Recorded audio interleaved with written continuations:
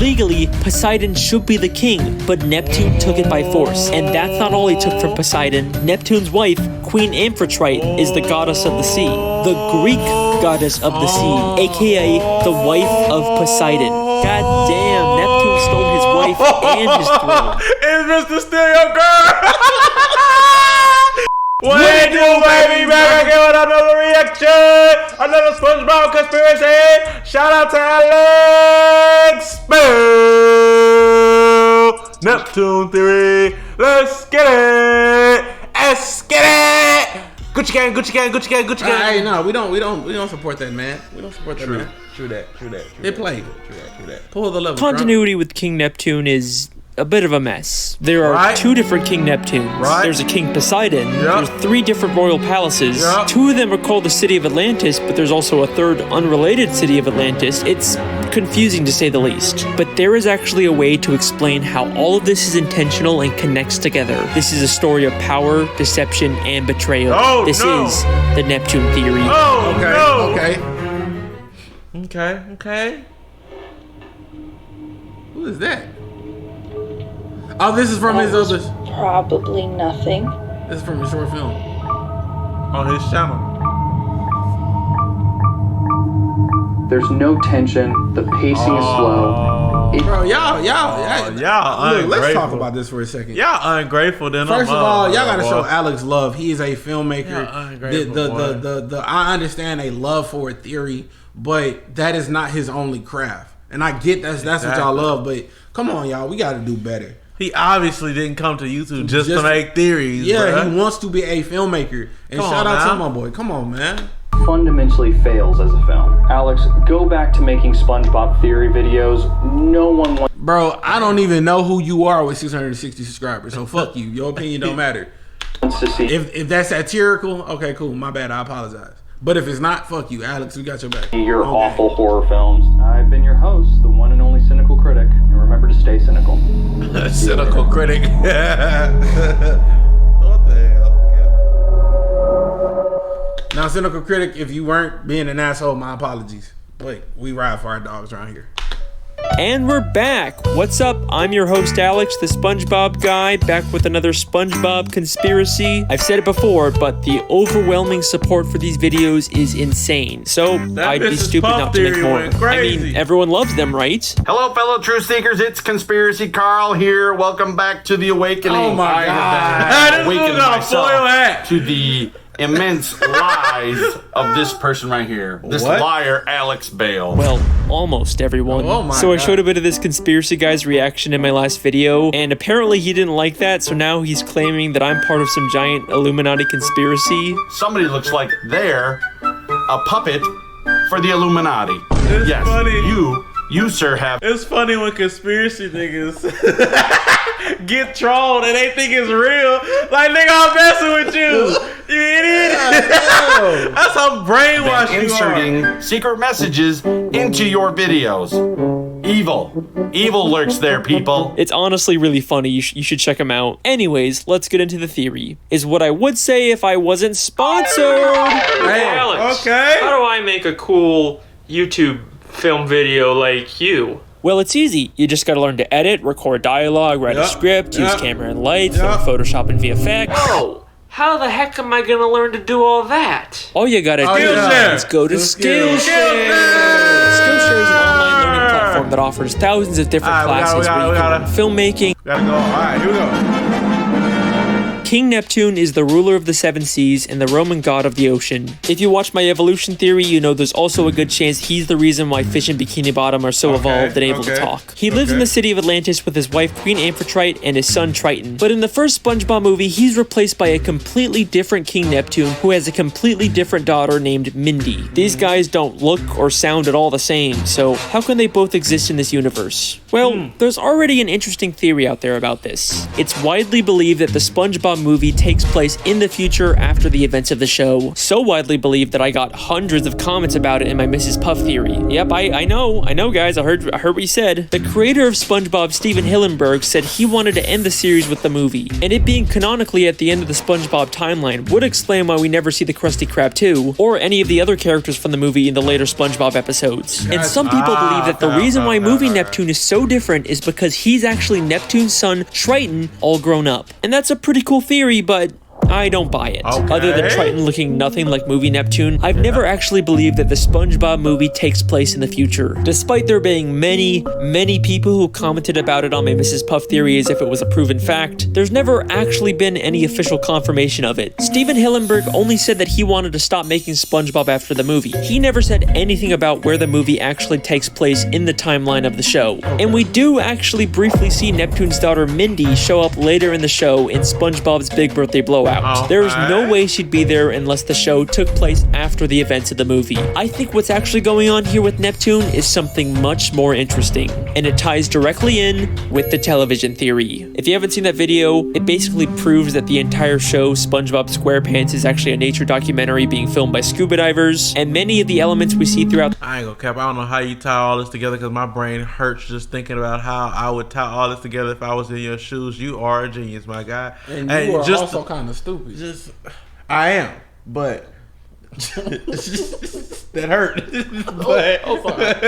But you know what I'm saying? The effort to go back and to research. Yeah.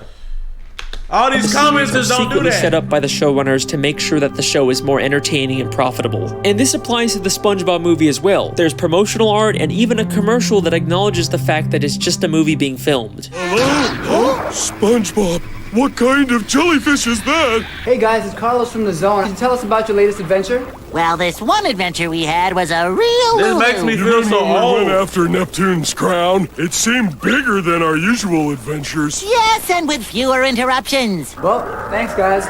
We'll see you in the movie. Movie? What's that? I know. I think the real he's just reason an why actor. Neptune looks so different in the movie is because the filmmakers couldn't get the real King Neptune, the literal god of the sea, to show up for a movie. So they hired an actor to pretend to be the king. And there is actually a ton of evidence in the show to support this. King Neptune is supposed to live in the great city of Atlantis, but in the movie he just lives in some random sandcastle, almost like they just built a discount version for the movie. But the real evidence comes from season 10, episode 18, Lost and Found, where SpongeBob goes beneath the Krusty Krab to look for something in the Lost and Found. As he searches through this surprisingly massive collection of items, on one of the shelves we see something mind-blowing.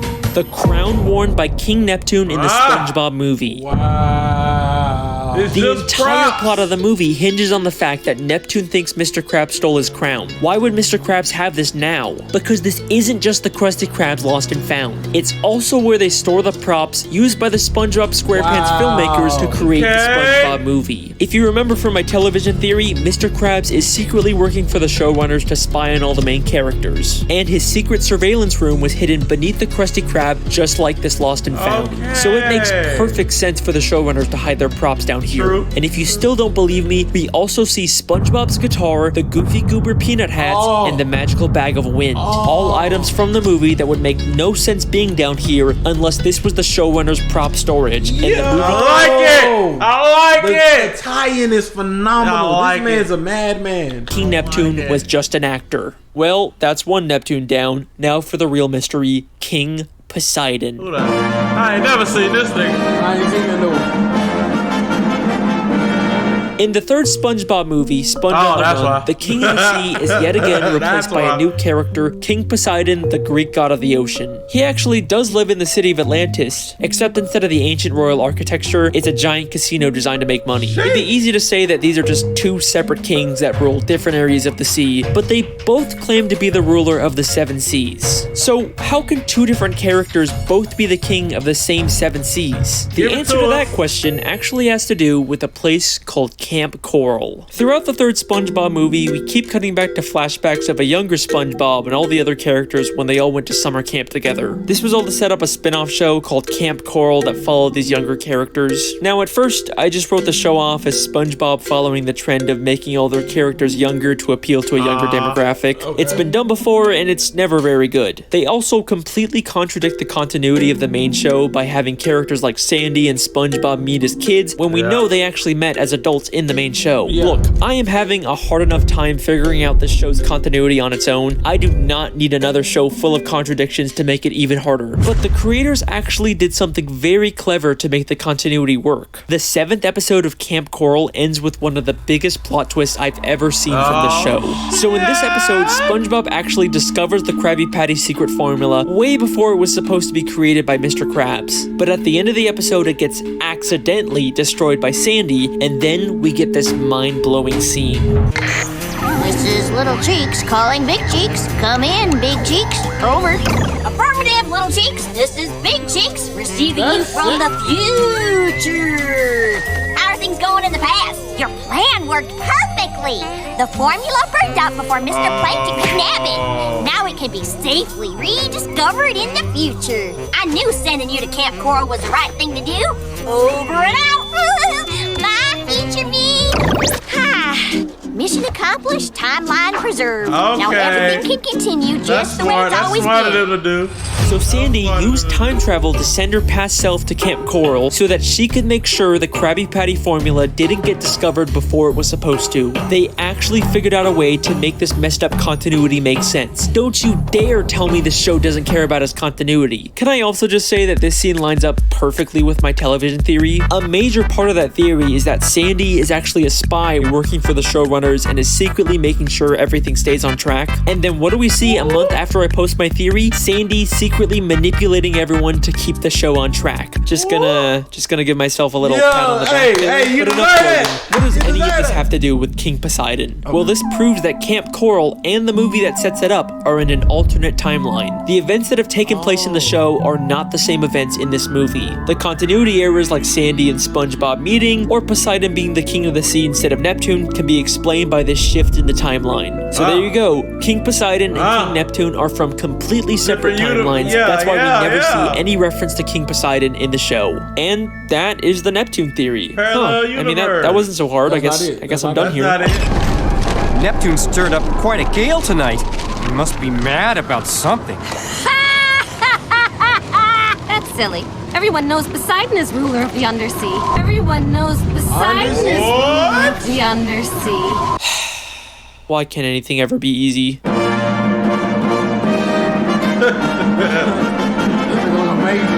This is the clip that really made me decide to make this theory. The beginning of Season 5, Episode 19, Spongehenge, shows two fish arguing over whether Neptune or Poseidon is the real ruler of the sea. It's like the creators are directly telling us that both of these characters somehow exist in the same timeline, and it's our job to figure out how the puzzle pieces fit together. So, let's take a look. Despite both of these characters having similar appearances and personalities, there is one very important difference between them. Poseidon doesn't have powers.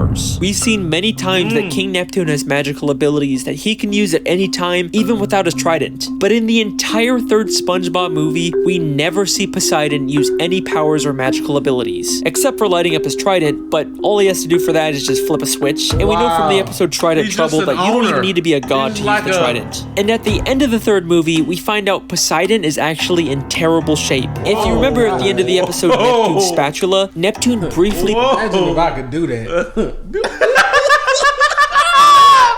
Turns SpongeBob into a god, and we can see that having god powers gives you a perfect body. So why is Poseidon in such terrible shape? Because he doesn't actually have powers, only Neptune does. Even Neptune's wife, Queen Amphitrite, has to use technology to zap someone, unlike Neptune, who only has to use his finger in the exact same episode. He is clearly the only one with powers, but why? To answer this question, we first have to understand the origins of King Neptune. Now, throughout the show, there is very little information on Neptune's past. I read the Wikipedia, I looked through the comic books, the video games, but I just couldn't find anything that would help me. But then I remembered there are SpongeBob shorts, which are like mini episodes that only air once, usually to promote something. So I started looking to see if there were any that could help us, and lo and behold, do y'all see how much research this man does? He is a deep diver. You are committed. Bro, Alex, you're not normal, but it's okay. No, it's good. It's cool. It's cool. Y'all, just because of this is why y'all should support his other work. Yeah, bro, come on. He's putting a lot of work into this, usually to promote something. So I started looking to see if there were any that could help us, and lo and behold, there is a SpongeBob short called The Story of King Neptune. Yeah, I guess that could be helpful. This short is about SpongeBob telling Patrick the origins of King Neptune, but it's not entirely clear whether it's true. The story of King Neptune. When King Neptune was a little Neptune, his mother set him adrift in a river. As he floated along, a radioactive meteor fell to Earth. An alien appeared and anointed the infant with super Neptune fluid. Is that really the origin of King Neptune? Sure. So King Neptune was abandoned as a baby and then given his powers by aliens. But SpongeBob is holding an upside-down comic book, so it feels a lot like something he just made up. And SpongeBob is not the most reliable narrator. Unless there's something in the story that we can definitively prove, I don't think we can use it for a theory. Like, do you really expect me to believe that Neptune got his powers from aliens? I mean, we've never even seen aliens in the show before. Except we have.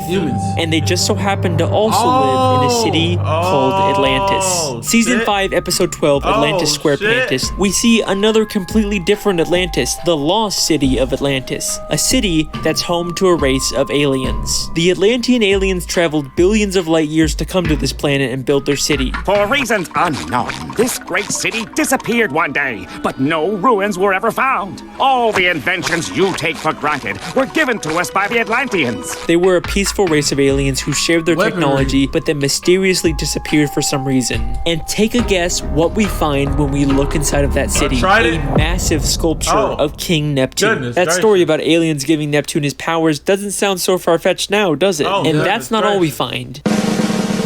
Neptune's Ascension, the only surviving painting from the great lost city of Atlantis. A painting created by the Atlanteans called Neptune's Ascension, aka Neptune ascending to his god status by being given powers by the Atlantean aliens. The story is definitely referencing this. There are too many connections for this to be a coincidence. They gave him the powers. They didn't give it to him like that, but they gave him the power. It's being told by SpongeBob, and details like the alien's appearance are wrong. The story itself is probably based on truth. And there's also a lot of evidence to support the idea that Neptune was abandoned as a baby. In Clash of Triton, Neptune is watching a soap opera in his bedroom and gets upset when his wife turns it off. Oh, Neptune, surely this isn't the behavior befitting a king, doing nothing but watching daytime television.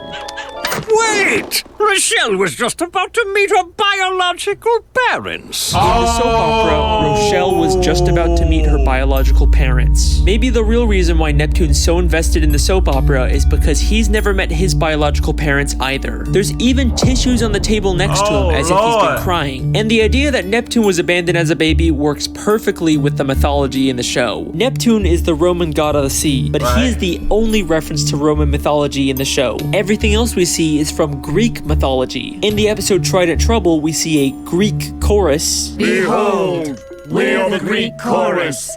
We narrate this epic tale.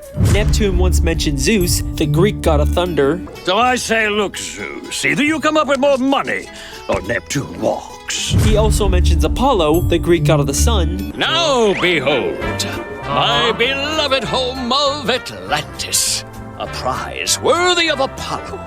Even in the city of Atlantis where Neptune lives, there's a building named the Poseidon, clearly named after Poseidon. So Neptune is clearly the outsider here, which is why he was abandoned as a baby. But if the sea is actually ruled by Greek mythology, then Poseidon should be the true heir to the throne. Why is Neptune the king in the show? Because after Neptune was given his god powers by aliens, he returned to Atlantis and stole the throne from Poseidon. This would explain why there's so much confusion over who the real king is. Neptune stirred up quite a gale tonight. Everyone knows Poseidon is ruler of the undersea. Legally, Poseidon should be the king, but Neptune took it by force. And that's not all he took from Poseidon. Neptune's wife, Queen Amphitrite is the goddess of the sea, the Greek goddess of the sea, aka the wife of Poseidon. God damn, Neptune stole his wife and his throne. It's Mr. Stereo Girl.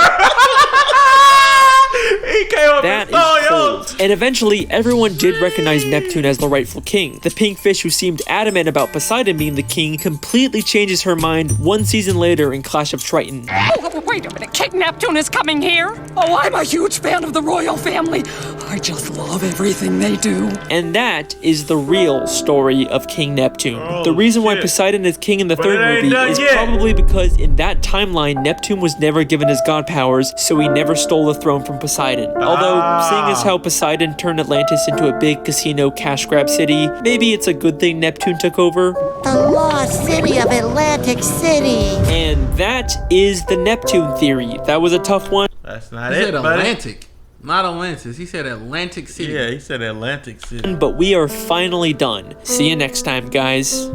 Come on. Wait. Come on. Why is Poseidon City called the Lost City of Atlantic City? The lost city of Atlantic City. I know. The Atlantic City Park makes sense. That's a reference to the real-life Atlantic City. But why is it called the Lost City? There is nothing lost about the city. It seems like everyone's easily able to find it. The only other reference to a lost city of Atlantis is the one with the aliens that gave Neptune his powers. Nope, I don't care. I'm done with this theory. I don't need to answer every single little question. I am 100% done.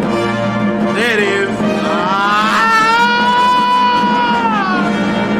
Fine, okay? One more quick part just to tie up all the loose ends, and then I am done. Alright, here we go. So we know before the Atlantean aliens mysteriously disappeared, they shared their technology with the creatures of the sea. I think the self-proclaimed gods of the sea got their technology, like tridents and their other weapons, from the Atlantean aliens. In fact, the Atlantean guards even use golden tridents as their weapons. That's why the gods named their city Atlantis, to pay tribute to the Atlanteans that gave them their technology. But all of that changed when Poseidon became king of the sea. He betrayed the Atlanteans and used their own weapons against them to conquer their home and turn it into a casino city. That's why Poseidon City is called the Lost City, even though it's not lost. It's referencing the Atlantean city that was conquered by Poseidon. And the reason why the Atlanteans gave god powers to some random abandoned baby in the main timeline was so that Neptune could take the throne from Poseidon and prevent him from conquering the alien city. And the reason why the Atlantean city mysteriously disappeared was because they hid it so no one could ever try and conquer them again. And that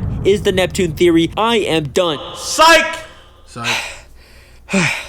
Okay, that's never that easy. another one done. Thank you so much for watching. I've been your host, Alex. We've got Alex, you got more on the way. I'll see you next time. Hey, listen, that theory was awesome. You know, I don't know how you keep coming up with these, but I mean, they're great.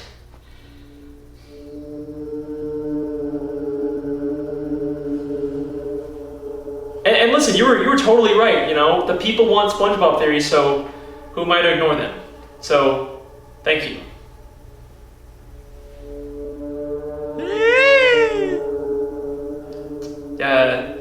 Hello? Got the meat for you. Alright, listen. If we're gonna work on this, then we need to work on our communication skills, because this creepy quiet act is getting old.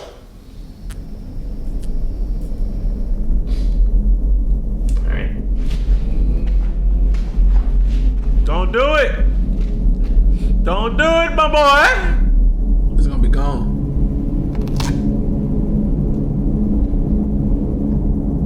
It's gonna be gone.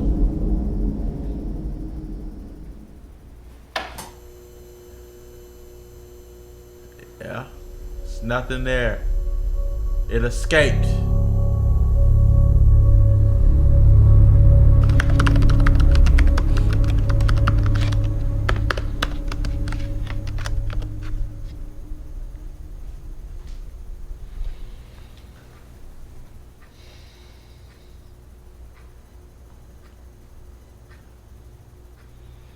Is it any more out there? Oh.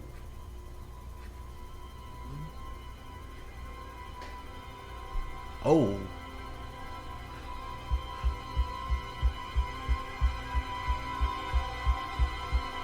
Ah. Shizzle.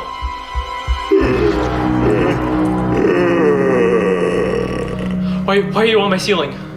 My boy, you have done well.